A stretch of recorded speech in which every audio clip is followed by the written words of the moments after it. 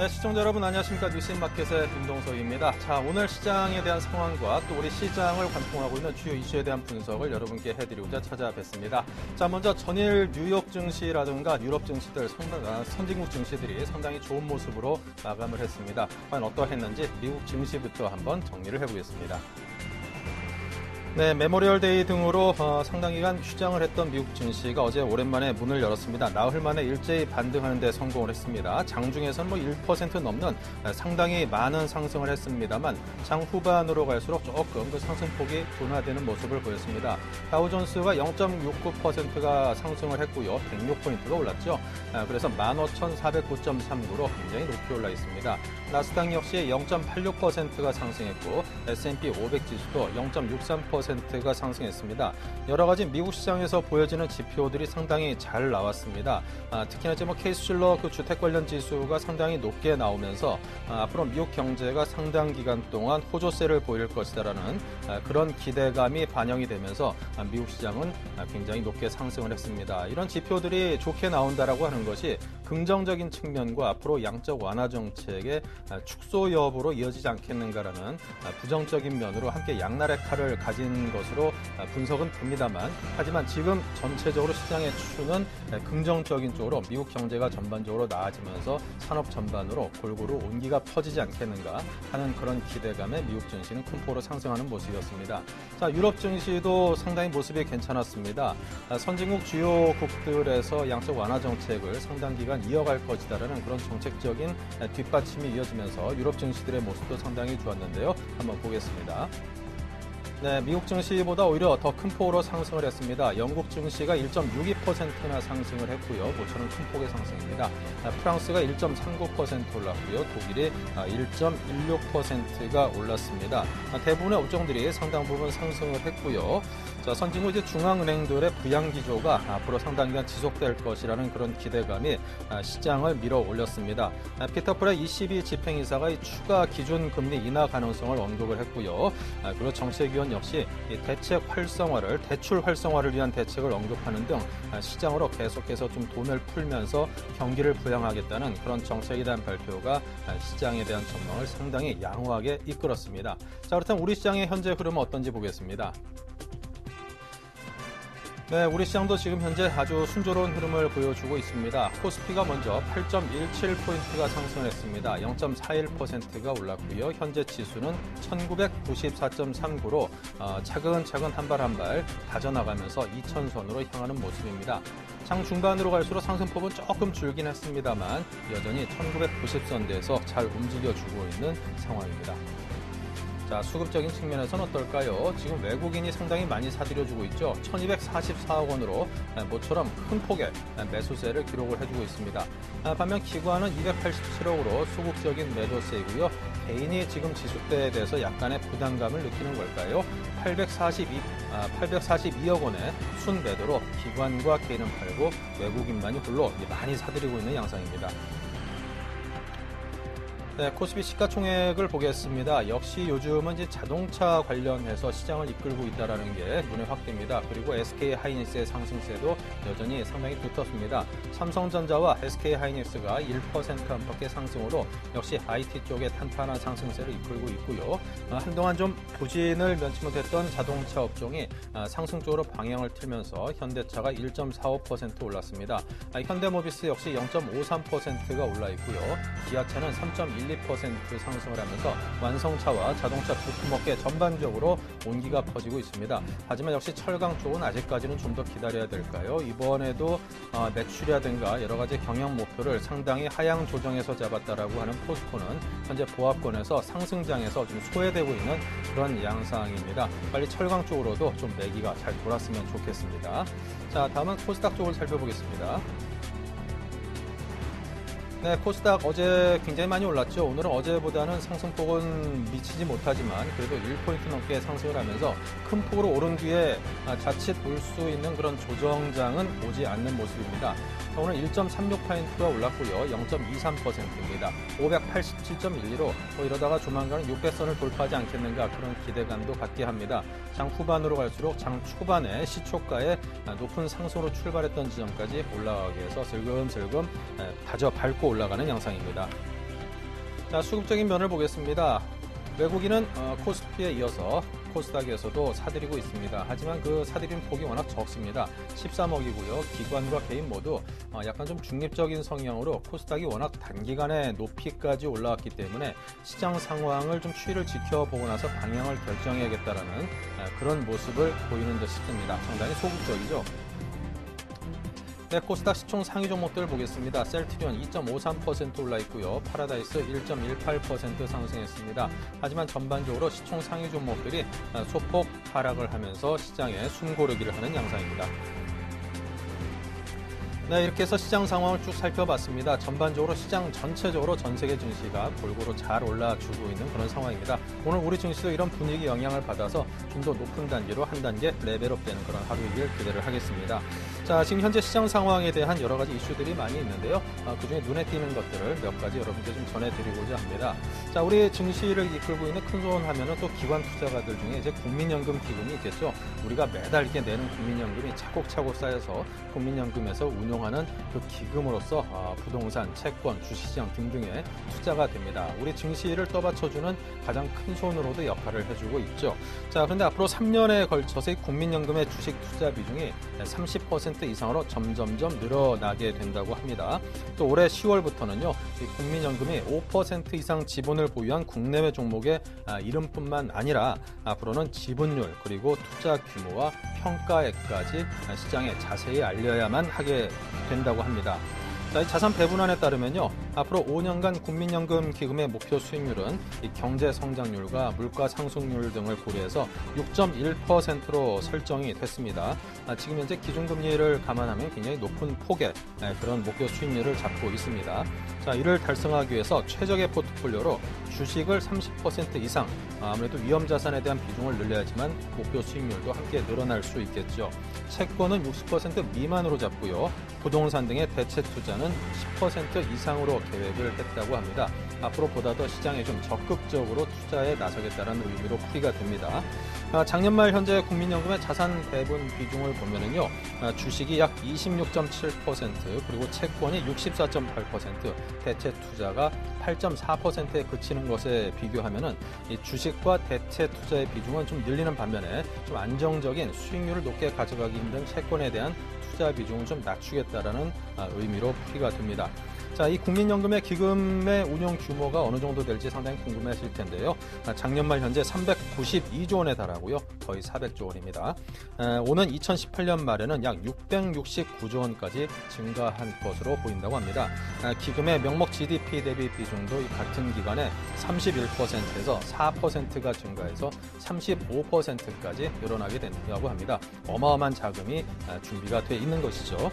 자, 이에 따라서 이 국민연금의 기금의 특성상 상당히 안정적이고 장기적으로 투자를 하는, 또 우량주들을 골라서 오랫동안 갖고 가는 그런 자금의 성격을 놓고 볼 때 장기 투자가 성격을 갖는 자금이 대량으로 수년간에 걸쳐서 꾸준히 우리 주식시장으로 유입된다는 것을 의미합니다. 자, 그만큼 우리 증시가 꾸준한 상승세를 보이는데 크게 원동력으로 작용을 해줄 수 있지 않겠는가라는 그런 기대감을 갖게 합니다. 지난 수십 년간 미국 증시를 봤을 때도요, 미국도 역시 국민연금 같은 그런 연금 기금들이 상당히 많이 있죠. 자, 그런 것들이 본격적으로 미국 증시로 투자됨에 따라서 미국 증시가 상당히 수십 배가량 장기간에 걸쳐서 올랐다라는 것을 놓고 볼 때 우리 증시도 앞으로 10수년간 장기적으로 긴 호흡 흐름으로 놓고 볼 때는 우리 증시 역시 이런 큰 폭의 상승세를 장기간에 걸쳐서 이뤄내 줄 수 있지 않겠는가 하는 그런 기대감을 갖게 됩니다. 자, 그리고 앞으로 더 많은 국민연금 기금 투자 정보가 시장에 공개된다고 합니다. 지금까지는 기금이 5% 이상의 지분을 가진 기업에 대해서만 그 종목명을 금융감독원 전자공시 시스템을 통해서 공개를 해왔습니다. 자, 이것만 가지고는 국민연금이 과연 어디에 투자를 하고 있고, 나도 좀 그걸 따라서 좋은 기업을 골라서 투자를 해보고 싶다라고 하는 개인 투자자 입장에서는 별 영향가 있는 정보로 작용하지는 못했습니다. 하지만 앞으로는 이 국내외 종목을 가리지 않고 5% 이상 지분을 보유한 종목의 이름뿐만 아니라 지분율, 그리고 투자 규모, 평가액 등을 국민연금공단 홈페이지에 해마다 공개를 해야 되게끔 규정을 바꾼다고 합니다. 또 기금이 5% 이상 새로 취득을 했거나 또 1% 이상 지분율이 변동된 경우에는 이 대량 보유 내역이라고 하죠. 이것도 역시 분기마다 공단 홈페이지에 올려서 국민에게 알리게 된다고 합니다. 지금 아무래도 여러 가지 금리들이 떨어지고 이 투자를 하는 데 있어서 주식시장은 상당히 좀 불안하다라고 여기시는 분들, 그렇다고 금리에 투자를 하자니 그 수익률이 너무나 낮고 물가 상승률도 쫓아가주지 못하기 때문에 그것만으로는 도저히 생활 자체가 힘들다라고 생각하시는 은퇴 생활자 등등 많은 분들이 지금 시장에 투자 상품을 찾는데 굉장히 힘들어합니다. 자, 이런 상황에서 국민연금이 투자를 하는 그 포트폴리오라든가 종목이라든가 또 그들의 비중이 변동되는 사항 등등, 자, 이런 것들을 보다 상세히 알게 된다라고 하면은 아무래도 보다 더 상당히 위험도가 높다라고 평가되는 주식시장에서 보다 좀 안정감 있게 안전하게 투자를 할 수 있는 그런 길잡이 또 지표가 돼줄 수 있지 않을까 기대가 됩니다. 이 개인 투자자들이 국민연금의 이 투자 내역을 추종을 하면서 자신의 투자 종목을 선정한다라든가 내 포트폴리오를 그것과 비슷하게 조정을 해서 가져간다라고 하면은 아무래도 국민연금에서 갖고 있는 목표 순위 한 6.1%에 근접하는 그런 수익을 함께 올릴 수 있는 그런 길잡이가 돼줄 수 있지 않을까, 그런 기대감에 이 소식을 전해드렸습니다. 네, 다음 소식입니다. 세계 경제가 상당한 위기를 겪고 있는 상황에서도 우리 한국 경제는 상대적으로 상당히 탄탄한 모습을 보여주고 있습니다. 우리 기업들의 실적이 그 탄탄한 성장성과 안정성을 뒷받침해주는 역할을 톡톡히 하고 있는데요. 자, 그런데 우리가 갖고 있는 인식만큼이나 우리 한국 기업들의 전반적인 경영 실적이 그다지 좋지만은 않다라는 그런 분석들도 있습니다. 즉, 지금 우리 한국 기업들의 전체적인 실적을 놓고 볼 때는 상당히 좋아지고 있지만 그런 것들이 이제 삼성전자라든가 현대 기아차 등등 몇몇 대표적인 기업들이 그 수익을 독식을 하면서 그 기업들의 수익이 전반적으로 반영이 되다 보니까 전체 기업들이 다 좋아진 것 아닌가라는 그런 착시 현상을 불러일으킨다라는 그런 분석이죠. 매년 실적 최고치를 경신하는 삼성전자 또 현대 기아차를 제외한 경우에는요, 우리 한국을 대표하는 업종인 철강, 조선, 중공업 등 한국의 나머지 주력 산업들은 최근 수년간의 그 영업이익이 거의 반토막 가까이 줄어든 그런 상황이라고 합니다. 자, 오늘 주가를 보면요, 포스코는 보합이고 현대제철, 동국제강 등등 상승하고 있는 종목들도 있습니다만 전반적으로 하락하고 있는 종목들도 상당히 많습니다. 자, 철강 쪽, 지금 업황 자체가 상당히 좀 부진하고 전 세계적으로 철강의 공급량 등등 구조조정이 이루어지고 있다는 것들이 반영되고 있고요. 조선입니다. 우리 한국, 조선, 일본을 따라잡고 세계 최고로 우뚝 섰습니다만 중국 등에 지금 뒤따라잡혔다는 그런 평가를 받으면서 앞으로 좀 상당 기간 좀 어려움을 겪지 않겠는가라는 그런 우려감을 사고 있는 조선업종의 주가들입니다. 현대중공업, 삼성중공업과 대우조선해양 등 국내를 대표하는 세계적인 그런 기업들이 있습니다만 지금 전반적으로 시장의 매기 자체는 그렇게 쏠려주지 못하고 있는 양상입니다. 네, 다음은 기계 쪽을 보겠습니다. 두산중공업과 두산인프라코어 등을 비롯해서 소폭 상승을 하고는 있습니다만 전반적으로 이쪽 역시 하락을 면치 못하고 있습니다. 특히나 이제 두산인프라코어 같은 경우는 현대중공업과 더불어서 중국의 건설 경기 붐을 타고 시장이 화랑을 이끌 때 중국의 굴착기 시장의 비중을 거의 한 50% 이상 잠식을 했었습니다만 지금 현재로는 현지 업체들에게도 상당히 많이 따라잡히고 그래서 한 14% 정도로 떨어졌다라고 하는 그런 평가를 받고 있습니다. 앞으로도 상당 부분 어렵겠죠. 자, 다음은 건설 쪽 보겠습니다. 우리 시장의 가장 어려운 부분이 건설인데요. 하지만 이제 좀 바닥을 찍고 상승 쪽으로 가닥을 잡았다라는 평가도 받고 있습니다. 지난 4일 부동산 대책 발표 이후에 부동산 경기에 좀 더 온기가 불어넣어지면서 건설업 자체도 좀 나아지지 않겠는가라는 그런 기대감도 함께 반영이 되고 있는데요. 대림산업, GS건설, 삼성물산 등등 특히 GS건설이라든가 삼성엔지니어링 등등은 지난번에 상당히 악화된 실적을 발표하면서 주가가 된소리를 받았습니다만 지금 상당 부분 상승으로 방향을 틀면서 전반적으로 한 단계 레벨업 되고자 노력을 하고 있는 모습을 보여주고 있습니다. 자, 이렇듯 전반적으로 우리 기업들이 잘 노력을 해주고 있는데요.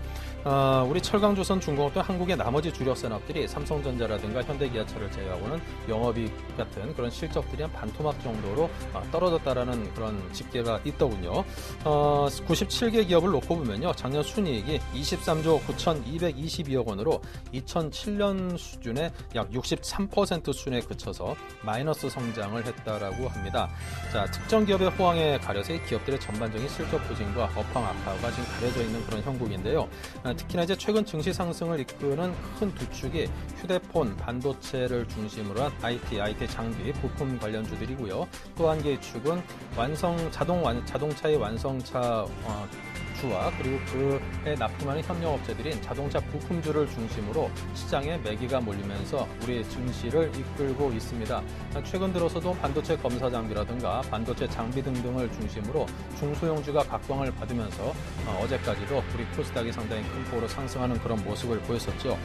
자, 그런데 이런 것들을 봐도 이제 실적이라든가 주식시장에서의 어떤 상승세가 삼성전자라든가 현대기아차 또 SK하이닉스 그리고 이 두 기업에 납품을 하는 중소형 협력 업체들 이곳으로만 시장에 매기가 몰리면서 호황을 누린다는 것을 쉽게 알 수 있습니다.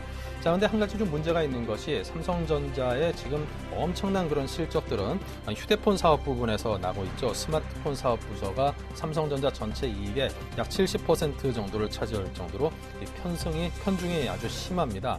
자, 현대기아차도 역시 엔저 현상이라든가 경영 상황을 악화시킬 수 있는 그런 변수들이 아직까지도 수그러들지 않고 있는 상황이고요. 자, 이런 것들을 감안하고 놓고 보면은 앞으로 그 IT 관련해서는 삼성전자의 스마트폰 사업 부서의 어떤 이익 자체가 혹시라도 둔화된다라면은 그 이후에는 과연 어떤 먹거리 사업에서 지금과 같은 그런 실적을 이어나갈 수 있을 것인가 그런 우려감이 들고요. 현대기아차 역시 아직까지도 그 시장의 그 경영 상황에 상당히 우려감을 낳고 있는 엔저라든가 국내 강성 노조 문제 등등으로 그 전에 보여줬던 그런 상당히 큰 폭의 성장을 계속 이끌고 가기에는 상당히 좀 어려움이 있지 않겠는가 이런 요인들이 분명히 있습니다. 자, 그걸 반영하듯이 현대차의 올 1분기 경영 실적을 보면요. 영업이익 역시 작년보다 37%나 떨어진 상황입니다. 자, 이렇게 해서 아무래도 그 시장에서의 어떤 그 전반적인 성장세를 이끌기 위해서는 계속해서 갈수록 또 뭐 생산 기지 같은 것도 유럽이라든가 미국 쪽으로 계속해서 좀 옮기는 추세이고요. 중국 쪽에서도 어떤 가격적인 측면을 감안해서 중국 내에서 생산을 하면서 그 가격적인 메리트를 갖고 가고자 하는 그런 노력을 계속해서 꾸준히 현대기아차가 기울이고 있습니다. 하지만 이런 노력들이 그 성과로 또 실적으로 이어지기까지는 상당한 이 시간이 걸릴 것으로 예상이 되기 때문에 자, 이런 경우에 또 우리 국내 시장에서 주식을 투자하고 있는 투자자 입장에서는 그동안의 어떤 호조세 또 지금 보여주고 있는 호황을 바탕으로 해서 주가에 베팅해서 수익을 올리는 것이 과연 언제까지 가능할 것인가 의외로 좀 짧을 수도 있다라는 그런 상황을 염두에 두고 시장에 대응을 해야만 할 것 같습니다. 지금 특히나 이제 뭐 반도체 장비 업종 같은 경우는 한양 ENG라든가 아이테스트라든가 그런 중소형주 종목들이 어떤 시장의 기대감을 반영을 하면서 상당히 큰 폭으로 올라주고 있습니다. 하지만 이미 실적이 보여준 그 펀더멘탈 가치에서 그 주가의 적정 주가에는 이미 도달했다는 분석이 있고요. 지금 현재 강세는 많은 전문가분들이 앞으로도 계속 좋아지지 않겠는가라는 그런 기대감이 반영된 심리적인 가격이 상당히 많이 작용한 것이라는 분석들도 나오고 있습니다. 자, 그런 점들을 감안하면은 지금 이 분야에서의 상승세는 물론 지금 시장이 나쁘다는 얘기는 아닙니다. 앞으로도 상당 기간 좋아지겠지만 그 상승세가 둔화된다라면은 또 시장에서 심리 자체가 이게 조금 이제 좀 어렵지 않겠는가라는 심리가 팽배해진다라면은 순식간에 이런 것들이 하락 반전하면서 그동안에 너무 많이 올랐다라는 그런 심리에 좀 급락세로 전환을 할 수 있는 그런 가능성도 충분히 경험적으로 유추해 볼 수 있기 때문에 시장에서 이 분야에 대한 투자를 하시는 분들께서는 항상 이 두 가지 음과 양쪽의 측면을 모두 염두에 둔 채 투자에 대응을 하셔야만 낭패를 겪지 않을 것이다라는 두 가지는 여러분께 말씀을 드렸습니다. 자, 아무래도 시장에서 일어날 수 있는 부정적인 측면에 대해서도 항상 염두에 두시고 항상 조심조심 안전 투자하시기 바랍니다. 지금까지 뉴스인마켓이었습니다.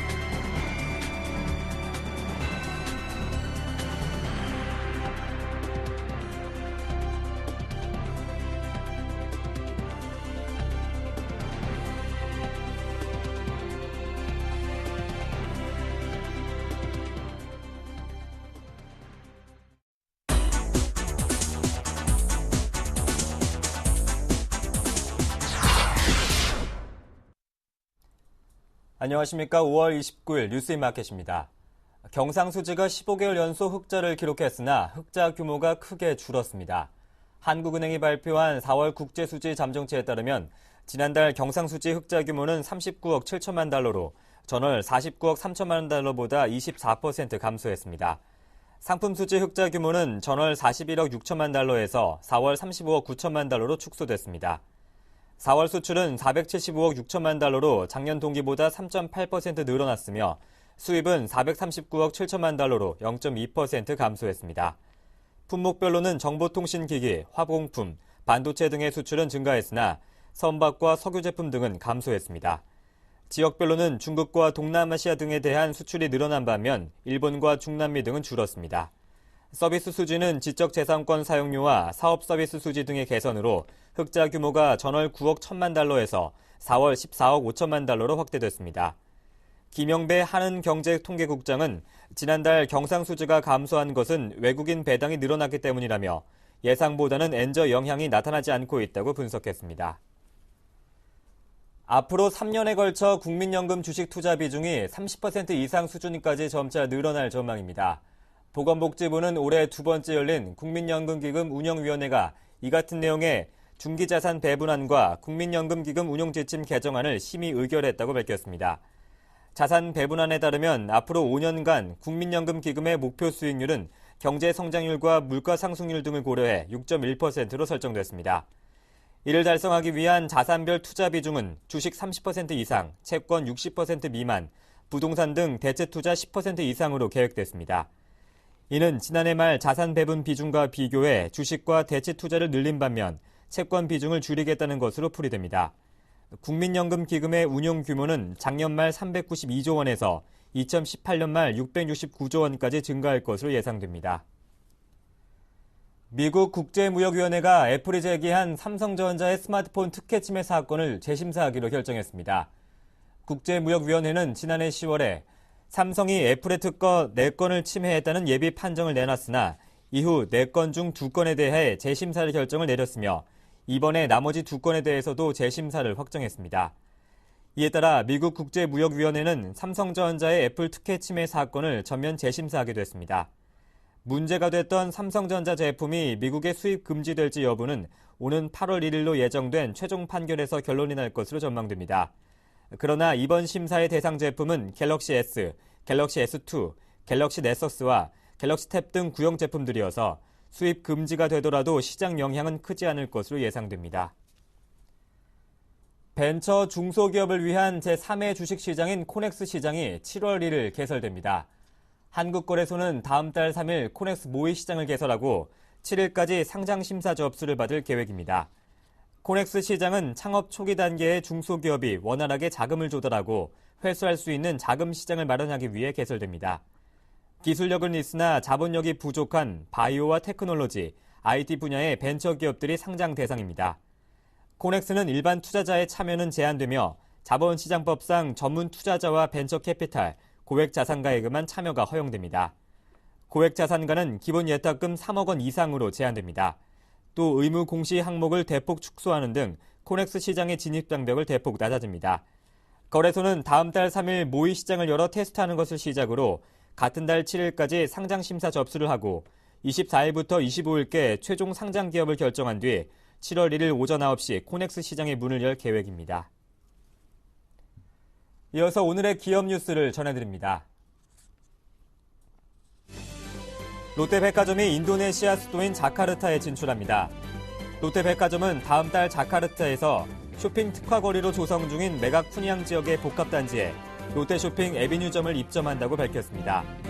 이 복합단지는 연면적 53만 8천 제곱미터 규모로 지하 3층부터 지상 50층까지 구성됐습니다. 롯데 에비뉴점을 비롯해 5성급 호텔, 사무공간, 전시장, 공연장 등이 들어서며 이 가운데 에비뉴점은 연면적 12만 4,600제곱미터를 20년 장기 임차해 쇼핑몰과 백화점으로 사용합니다.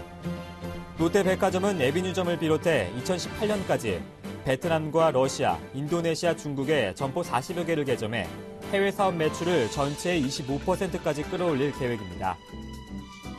삼성전자가 핀란드 휴대전화 시장에서 노키아를 꺾고 시장 점유율 1위를 차지했습니다. 시장조사업체 IDC는 지난 1분기 휴대전화 시장 지역별 실적 집계 결과 삼성전자가 지난 1분기에 핀란드에서 21만 1,000대를 판매해 19만 6천 대를 판 노키아를 제쳤다고 발표했습니다. 삼성전자의 시장 점유율은 36.1%로 33.6%를 기록한 노키아를 2.5%포인트 차로 제쳤습니다.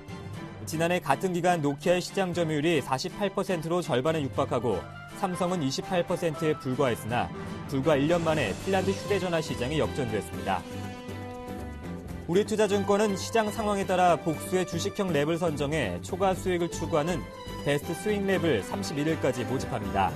이 상품은 국내 주식과 상장지수 펀드에 투자하며 고객이 지정한 수익률을 달성하면 주식과 ETF를 팔고 머니마켓 랩 또는 환매 조건부 채권 등의 안전자산으로 전환해 만기까지 운용됩니다. 최소 가입 금액은 5천만 원이며 중도 해지 수수료 없이 언제든지 환매할 수 있습니다. 모두투어가 웨딩 사업에 뛰어듭니다. 모두투어는 예비 부부들을 위한 웨딩 컨설팅 서비스 모두웨딩 사업을 시작한다고 밝혔습니다. 모두웨딩은 웨딩홀 섭외, 드레스, 메이크업, 허니문 설계 등 결혼에 필요한 모든 과정을 컨설팅합니다. 모두투어 관계자는 여행 상품뿐만 아니라 부가적인 웨딩 서비스까지도 만족시킬 수 있는 종합 여행 기업으로 성장할 것이라고 말했습니다.